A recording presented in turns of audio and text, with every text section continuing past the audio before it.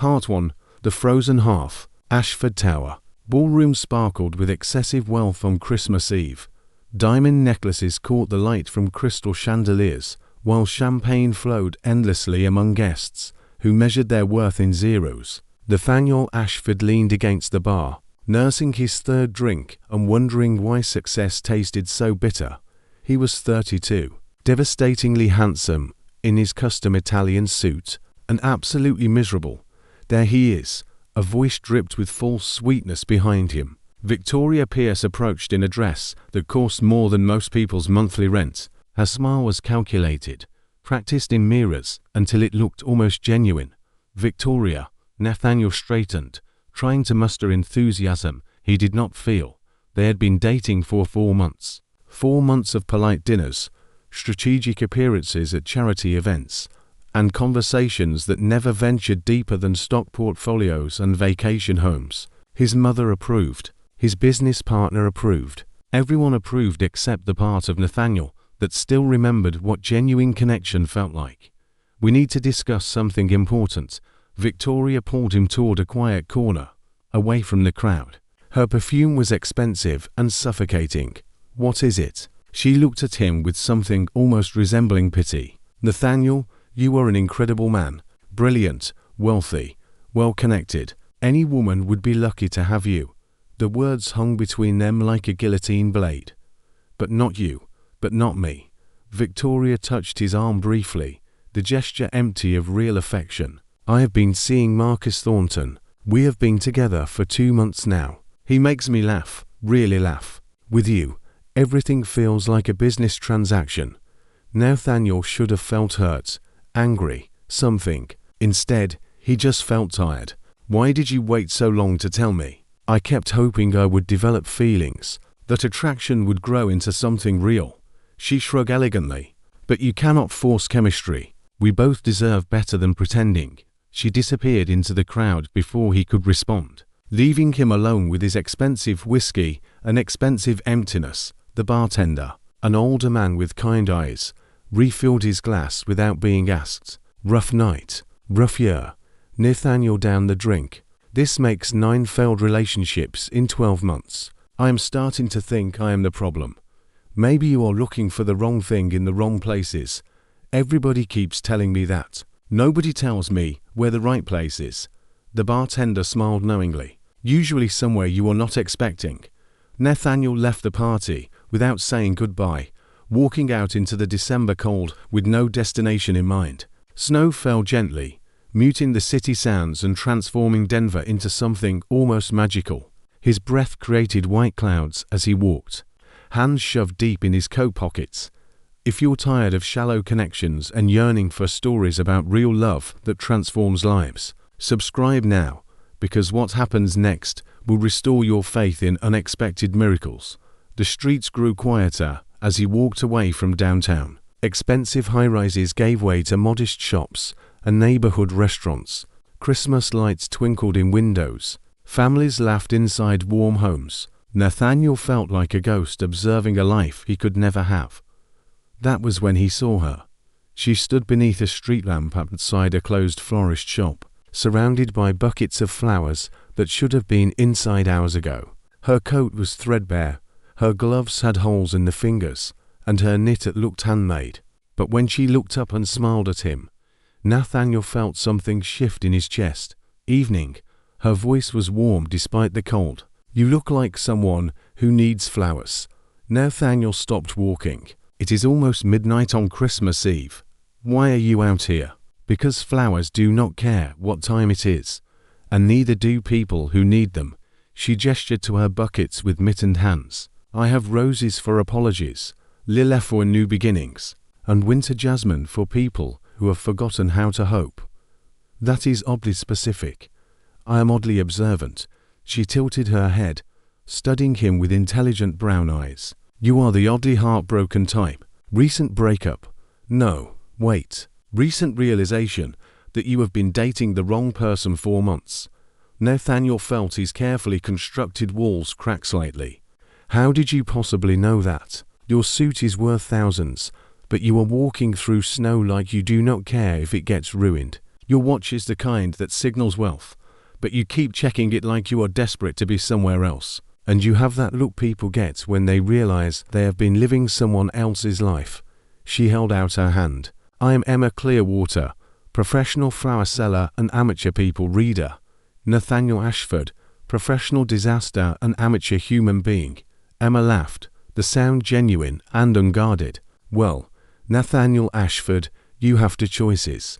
Keep walking and marinate in your misery, or sit down and tell a complete stranger why you look like your world just ended. Those are terrible choices. I specialize in terrible choices. It is my brand. Emma gestured to a bench outside the shop. Come on, sitting is free. Listening is also free. I only charge for flowers and unsolicited advice. Against every logical impulse, Nathaniel sat down. The bench was cold and wet from melted snow, but somehow that felt appropriate. Emma settled beside him, close enough to be companionable, but far enough to be respectful. So what happened? She asked gently, and Nathaniel found himself talking. Really talking. He told the stranger about Victoria, about the 9 failed relationships, about feeling like a commodity instead of a person. He talked about his mother's expectations, his company's demands, and the suffocating pressure to be perfect all the time. Emma listened without interrupting, nodding occasionally, her expression shifting between sympathy and understanding. When he finally ran out of words, she was quiet for a long moment. Want my completely unqualified opinion? She asked, desperately. I think you have been auditioning people for a role in your life instead of actually connecting with them, like you made a checklist of what a partner should be. And you keep trying to force people to fit it. Emma pulled off her hat, revealing chestnut hair that fell around her shoulders. But people are not job applicants. Love is not a business deal. You cannot interview someone into being your soulmate. The words hit harder than they should have. That is actually insightful. Don't sound so surprised. Poor people can be wise too. Emma grinned to show she was joking. But seriously, maybe stop looking for someone perfect and start looking for someone real. Someone who challenges you, irritates you, makes you feel something other than comfortable, like a flower seller who works in a snowstorm. Exactly like that. Though I should mention I am freezing and probably need to get these flowers home before they die. Emma stood, gathering her buckets. My grandmother lives 3 blocks away. Help me carry these and I will feed you actual food. She made enough stew to feed an army. You are inviting me to your grandmother's house. We just met. I know. I am either very kind or very stupid. Maybe both. Emma handed him 2 buckets. But you look like you could use some genuine human connection. Plus, my grandmother loves feeding sad strangers. It is her hobby.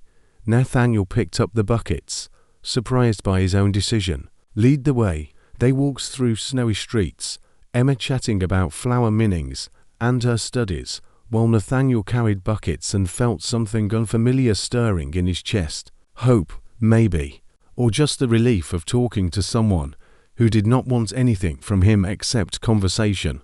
The Clearwater house was small and old, with peeling paint and a crooked porch, but warm light glowed from inside, and Christmas decorations covered every surface with enthusiastic abandon. Emma pushed open the door, calling out as they entered, "Grandma Rose, I am home, and I kidnapped a rich person. Don't worry." He came willingly.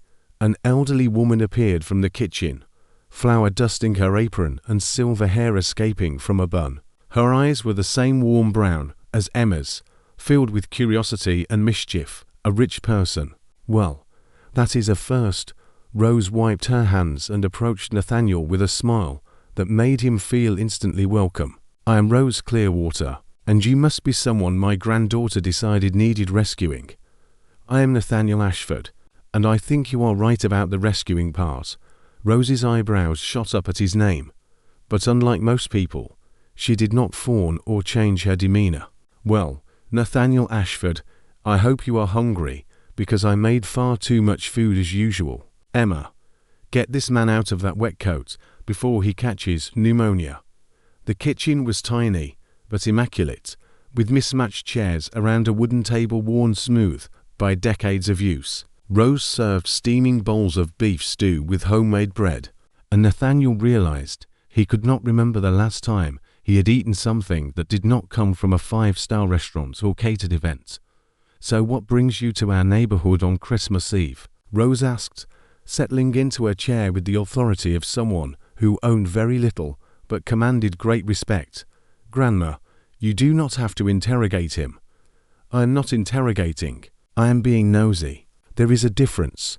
Rose looked at Nathaniel expectantly. "Well," he found himself answering honestly, "I was at a party where I realized I did not belong. Started walking, found Emma selling flowers, and decided to have a crisis in public instead of private. Smart choice. Public crises are much more interesting." Rose passed him more bread. "Emma has a talent for finding broken things and trying to fix them. Birds with damaged wings, neighborhood kids who need tutoring, apparently wealthy men having existential breakdowns. I am sitting right here." Emma protested, but she was smiling. "I know, dear. It is one of your best qualities." They ate and talked 4 hours. Rose told embarrassing stories about Emma's childhood. Emma shared tales of difficult customers and flower disasters. Nathaniel found himself laughing genuinely for the first time in months, maybe years. When Rose finally excused herself to bed, Emma and Nathaniel moved to the small living room. A modest Christmas tree stood in the corner, decorated with handmade ornaments that told stories of years past. "Thank you for tonight," Nathaniel said quietly. "I needed this more than I realized." Emma curled up on the worn couch, tucking her legs beneath her. "Can I ask you something personal? After everything I told you tonight, I think we are past boundaries. Why do you work so much? Like, I know you run a huge company, but 70 hours a week seems excessive even for that." Nathaniel leaned back in the armchair, considering the question nobody else ever asked. "Because work makes sense. Problems have solutions. Deals have terms. Success can be measured." He met her eyes. "People are messier. Relationships do not follow logic. I never learned how to navigate that uncertainty. Maybe that is your problem. You are trying to logic your way through something that requires feeling," says the woman who invited a stranger home on Christmas Eve. "Exactly. I did not think about it. I just felt like you needed help, so I helped." Emma smiled softly. "Sometimes the best things happen when you stop overthinking and just let yourself be human." I forgot how to do that somewhere between business, school and my first million. Then, maybe it is time to remember. Emma stood and walked to a small desk, scribbling something on a piece of paper. "Tomorrow is Christmas. What are you doing?" "Family brunch at my mother's estate."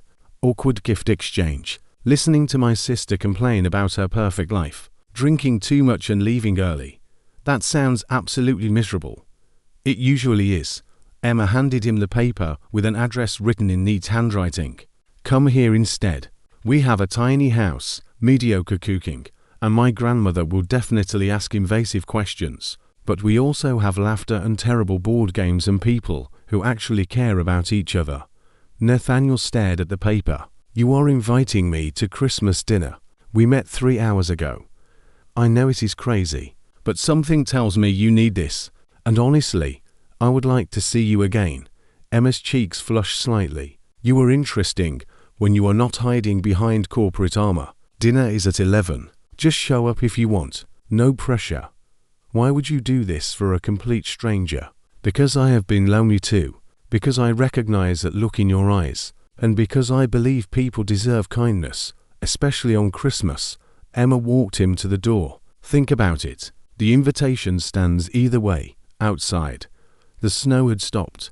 The world looked clean and new under streetlights. Nathaniel walked back toward his penthouse with the address burning in his pocket and Emma's words echoing in his mind. "Sometimes the best things happen when you stop overthinking and just let yourself be human."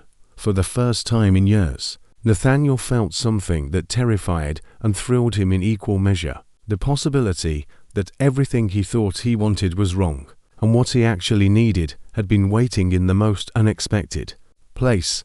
A flower seller with kind eyes and a generous heart who saw him as a person instead of a portfolio. He fell asleep that night clutching the address and imagining what it might feel like to spend Christmas somewhere that actually felt like home. Christmas morning arrived with brilliant sunshine that made fresh snow sparkle like diamonds scattered across Denver. Nathaniel woke in his king-sized bed, surrounded by luxury, and felt nothing but emptiness. The penthouse that usually impressed visitors suddenly felt like a beautiful prison. He stood at the floor-to-ceiling windows in his silk pajamas, looking down at the city below and holding the crumpled address Emma had given him. His logical mind listed every reason this was a terrible idea. She was a stranger. Her family did not know him. He would be imposing on their holiday. The social distance between their worlds was astronomical. But his heart whispered something different. By 10 o'clock, Nathaniel had changed clothes 6 times. The tailored suit made him look like he was attending a board meeting. Casual jeans and a sweater seemed too informal for meeting someone's family. He finally settled on dark jeans, a cream cashmere sweater, and a navy jacket that split the difference between approachable and respectful. His phone buzzed with messages, his mother demanding to know when he would arrive at the family brunch, his sister asking if he was okay, his assistant wondering if he needed anything. He silenced them all. Nathaniel stopped at an upscale market, agonizing over what to bring. Wine felt pretentious. Flowers seemed absurd given Emma's profession. He finally selected premium ingredients for a proper meal, including duck breast, fresh vegetables, artisan bread, and an obscenely expensive chocolate cake from a French bakery. The drive to Emma's neighborhood took 20 minutes, but felt like crossing into another universe. His luxury sedan looked absurd, parked on the modest street where children played in the snow and neighbors waved to each other from porches. Nathaniel sat in the car for 5 full minutes, gripping the steering wheel and questioning every decision that led to this moment. The front door opened. Emma stood there wearing jeans and an oversized green sweater with a ridiculous sequined Christmas tree on the front. Her hair was down, falling in waves around her shoulders, and she wore no makeup. She looked absolutely radiant. She waved both arms enthusiastically, jumping slightly. "I can see you having a panic attack from here. Get inside before you freeze to death." Nathaniel grabbed his bags and walked up the shoveled path, his heart pounding like he was about to give the most important presentation of his life. Subscribe now to witness how one brave decision transforms everything. Because the most powerful love stories begin when we finally stop running from what terrifies us most. You actually came. Emma's smile could have melted all the snow in Colorado. "I told Grandma you would, but she bet me $10 you would chicken out." "I almost did."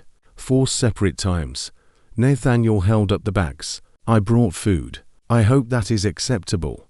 "Acceptable." "Nathaniel, you could have brought nothing and been welcome." Emma peered into the bags and her eyes widened comically. "Oh my God, is that actual truffle oil? We usually cook with whatever is on sale. I can take it back if it is too much." "Are you insane? Get in here before I change my mind about being polite and just steal these bags." The house was even smaller in daylight, but somehow more charming. It smelled like cinnamon, pine, and something baking that made Nathaniel's mouth water. The Christmas tree was covered in ornaments that clearly spanned decades, each one telling a story. Photographs covered every wall, showing Emma, and presumably her sister growing up through various awkward phases. "Grandma Rose," he came. Emma shouted toward the kitchen, and he brought fancy food that probably costs more than our monthly grocery budget. Rose emerged wearing an apron that read baking spirits bright and flour in her silver hair. She took one look at Nathaniel and immediately pulled him into a hug that smelled like sugar cookies and warmth. "Welcome, welcome." Rose held him at arm's length, studying his face with knowing eyes. "You have kind eyes. That is good. Emma does not usually bring home handsome strangers, so you must be special. Grandma, please do not scare him away in the first 30 seconds. I am not scaring him. Am I scaring you, Nathaniel? Not at all. Mrs. Clearwater, Rose, please." Mrs. Clearwater was my mother-in-law, and she was terrifying in all the wrong ways. Rose took the bags and gasped at the contents. Sweet mercy, this is duck breast. Real duck breast. I have only seen this on cooking shows. I thought I might cook lunch if you would allow me. Nathaniel felt nervous in a way board meetings never made him. I worked in a restaurant kitchen years ago. I know my way around these ingredients. You cooked in a restaurant. Emma looked delighted by this information. The billionaire tech genius worked in a kitchen. I was 16 and convinced I did not need my family's money. Lasted exactly 8 months before reality taught me otherwise. Nathaniel smiled at the memory. But I learned some valuable skills before I surrendered. Rose grabbed his arm with surprising strength. Any man who offers to cook in my kitchen on Christmas is welcome anytime. Emma, show him where everything is. I need to finish the cookies before they burn. The next few hours passed in a wonderful blur. Nathaniel found genuine joy in the tiny kitchen, teaching Emma how to properly sear duck, while Rose provided running commentary on everything from his technique to his romantic prospects. So, you met my granddaughter while she was selling flowers in a snowstorm. Rose rolled out cookie dough with practiced efficiency. That sounds like the beginning of a romance novel. Grandma, stop. I am just saying, it is very romantic. Lonely rich man, kind poor girl, Christmas Eve magic. Rose winked at Nathaniel. If this were a movie, you two would be married by the end. We just met yesterday. Emma protested, her cheeks flushing pink. So, your grandfather proposed to me after knowing me for 2 weeks. Sometimes you just know. Nathaniel caught Emma's eye and smiled. Something passed between them, unspoken but powerful. A recognition that this strange, impossible connection was real.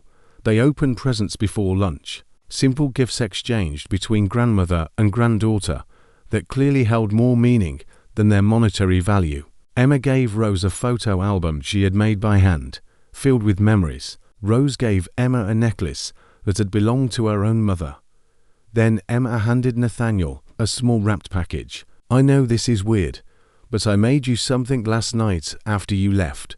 Inside was a small potted plant with delicate green leaves. It is a Christmas cactus, Emma explained softly. They bloom in winter when everything else is dormant. I thought maybe you could keep it in your office. A reminder that beautiful things can grow even in unlikely conditions. Nathaniel felt his throat tighten with unexpected emotion. Nobody had given him such a thoughtful gift in years. This is perfect. Thank you. You are going to make me cry, Rose announced, fanning her eyes dramatically. And I just did my eye makeup. You are not wearing eye makeup, Emma pointed out. Exactly. It is tragic. Lunch was extraordinary, not because of the food quality, although Nathaniel's duck was perfectly cooked, but because of the atmosphere. They told stories, laughed until their sides hurt, and treated each other with genuine affection. Rose shared tales of Emma's childhood disasters, each one more embarrassing than the last. There was the time she tried to dye her hair purple using beet juice, Rose recalled. Walked around looking like a bruised turnip for 3 weeks. I was 11 and going through a phase. Honey, you were going through several phases simultaneously. The purple hair, the insistence on wearing only black, the poetry about death and darkness. I was exploring my artistic identity. You were exploring how to give your grandmother heart palpitations.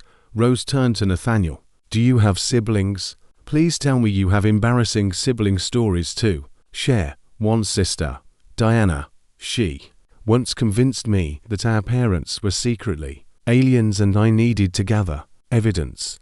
Nathaniel found himself laughing at the memory. I spent 2 months documenting their suspicious behavior in a notebook. My mother found it and thought I was being psychologically evaluated. Emma nearly choked on her water. How old were you? 13. Diana was 16 and bored. She confessed when I started talking about calling the FBI.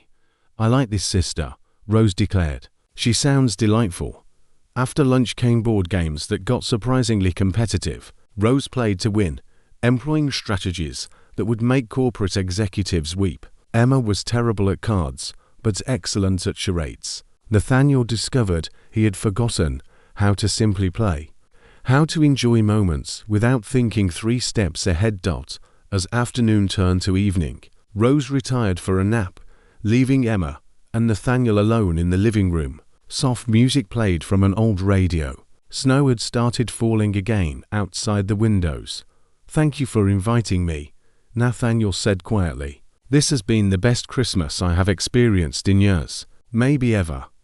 Emma sat beside him on the couch, close enough that he could smell her shampoo, something floral and simple. "Thank you for coming, for being brave enough to accept a crazy invitation from someone you barely know."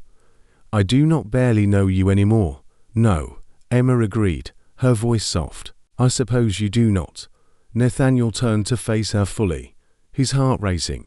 "Can I be completely honest about something?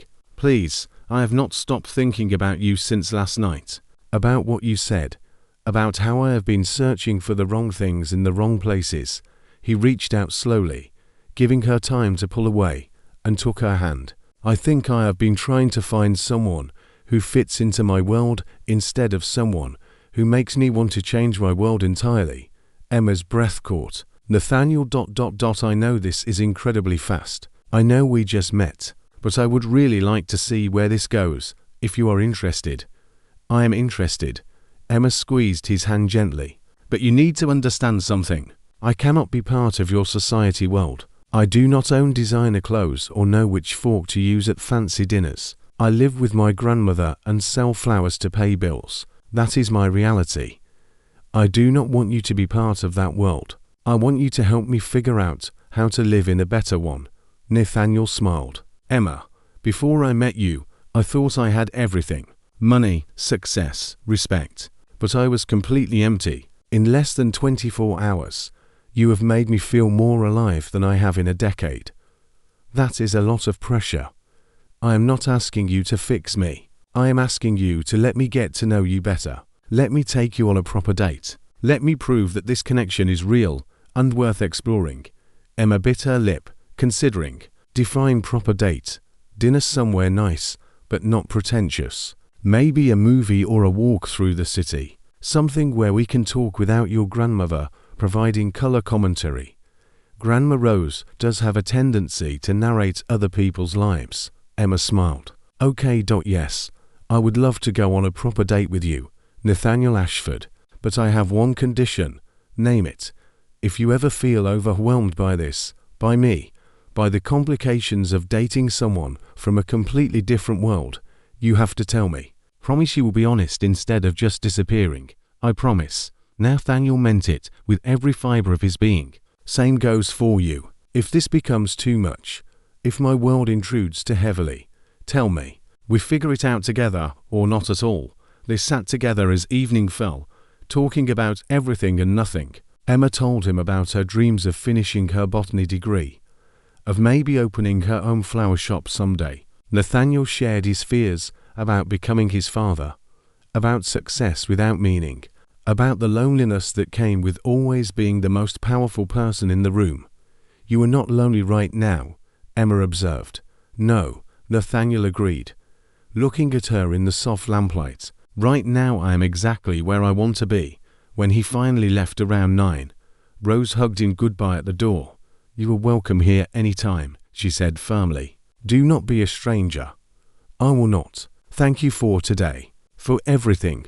Rose patted his cheek with surprising gentleness. "My granddaughter likes you. I can tell because she gets that same dopey expression I had when I met her grandfather. Do not break her heart. I will do my absolute best not to." Emma walked him to his car, shivering slightly in the cold. Nathaniel took off his jacket and draped it over her shoulders. "I am going to steal this," she warned. "Please do." They stood in the falling snow, neither wanting to break the moment. Finally, Emma stood on her tiptoes and kissed his cheek softly. "Good night, Nathaniel. Thank you for today." "Good night, Emma. I will call you tomorrow." He drove home with her scent still clinging to his clothes and her words echoing in his mind. His penthouse looked emptier than ever when he returned, but instead of despair, Nathaniel felt something different. Hope. The possibility that his life could be more than board meetings and profit margins. That connection, real connection, was not something to be scheduled and optimized, but something to be felt and nurtured. He placed the Christmas cactus on his desk, its small green leaves a reminder that beautiful things could grow in unlikely places, including his heart.